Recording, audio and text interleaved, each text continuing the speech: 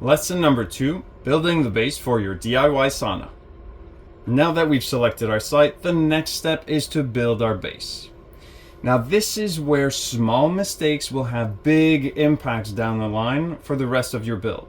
Now at the same time, there is such a thing as overbuilding your sauna. So the goal is to find the perfect middle that meets your needs. You have two options when it comes to choosing the footing for your DIY sauna base. The first being the most simple approach, which is to remove the topsoil, then to dig at a minimum 6 inches and then add 3/4 inch clear stone. Then you would add concrete blocks or concrete pads at every 12 to 16 inches, and then you would set your base on top. The second option is to add concrete pillars. Usually these pillars go below the frost line, and this would typically be used when you want to attach your sauna to an existing structure that is also on pillars. So you always want to match the same foundation type for two types of buildings that are being connected. I personally opted for option number 1 because it is the most simple approach, and since the building is not attached to anything, any type of heaving that would be caused by frost will have limited impact on my sauna. Now that we've determined the type of foundation that we want to build for a DIY sauna, the next step is to design the layout of our joists and beams. And this is critical because the weight of the roof, of the walls, of the people inside of the sauna will then rest on the joists. The weight will be distributed to the ends that are supported by beams, and then the weight will be transferred through the beams to the concrete blocks or concrete piers, and then to the ground.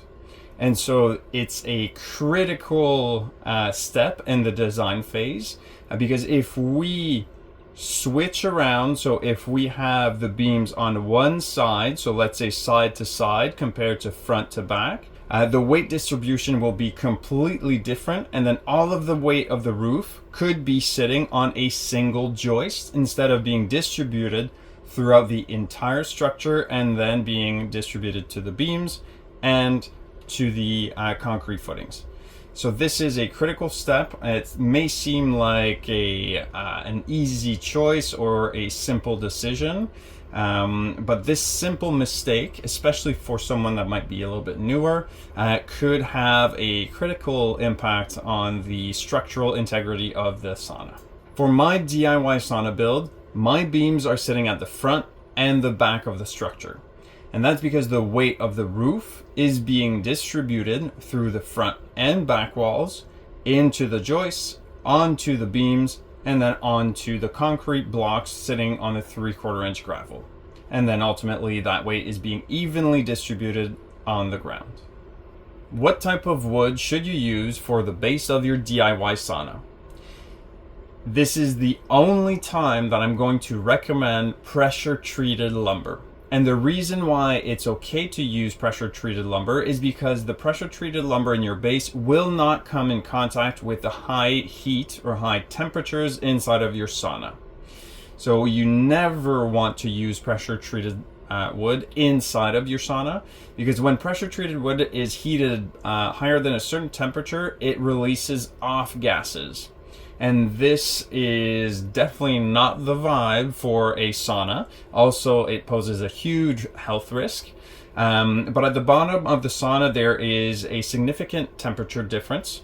And the base will also be under your deck boards or whatever flooring that you decide to choose, and therefore will not be exposed to the high temperatures of the sauna.